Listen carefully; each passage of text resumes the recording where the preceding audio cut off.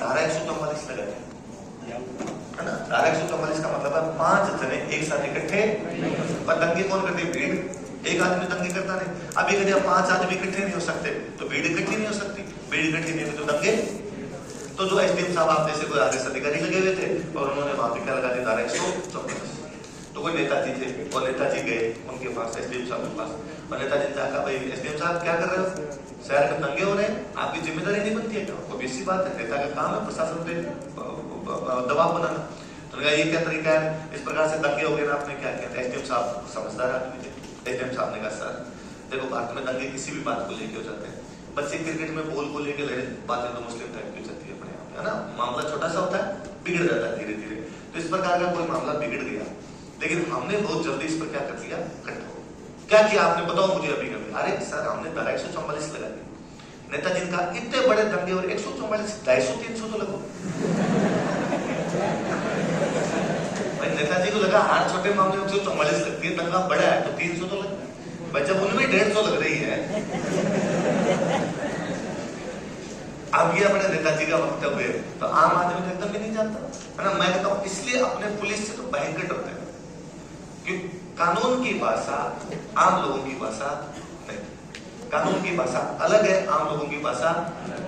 इसलिए पुलिस वाले भैया अपने को बिना हेलमेट के भी पकड़ लेते हैं और वो खाली इतना ही कह देते हैं तो पुलिस में दिखा और ये दिखा, इंश्योरेंस दिखा, 2 किसी इस प्रकार के और कुछ भी कहते हैं, आप 50 रुपए सो आप फटाफट उस बार्गेनिंग पर आ जाते हैं, क्योंकि आपको लगता है कि यदि इन्होंने कानून की भाषा में समझा है तो मेरे ख्याल समझ में आएगा, तो ये किताबें पढ़ के सही मानो।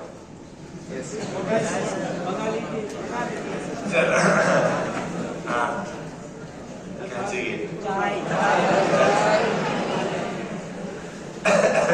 तो वो बात है जी। तो आज भी गांव का कोई भी व्यक्ति अब क्या धीरे धीरे चेंज है। ये तो लोग पढ़ गए तो हर परिवार में एक वकील पैदा हो रखा है। वो कहता है मैं गांव वालों की पंचायती क्यों बनूं, मैं जानता हूं। अपने लोग नौकरी लगने लग गए तो अपना कोई भाई बंधु पुलिस में, अपने उसको पहले फोन करके पूछ लेते, फोन आ गए अपने फोन करके पूछ लेते हैं, अरे इन्होंने अपने इनको गठ मार दिया, अब क्या क्या हो सकता है अपने? अगर कुछ ही नहीं होने देंगे, हम बैठे हैं, आप तो यहाँ पे आ जाओ। मामला गांव के सीमा से बाहर निकल गया, वरना पहले हम जानते नहीं थे, हम जागरूक नहीं थे, इसलिए वहां पर जाते भी। इसलिए ऐसे मामले हर प्रकार से कौन सुलझा लिया करता? हाँ। इसलिए कई साल पहले तक गांव के अंदर लोग बड़े प्राउड के साथ ये बात बताते थे कि हमारा गांव वह है जहां पिछले 50 साल में पुलिस नहीं है।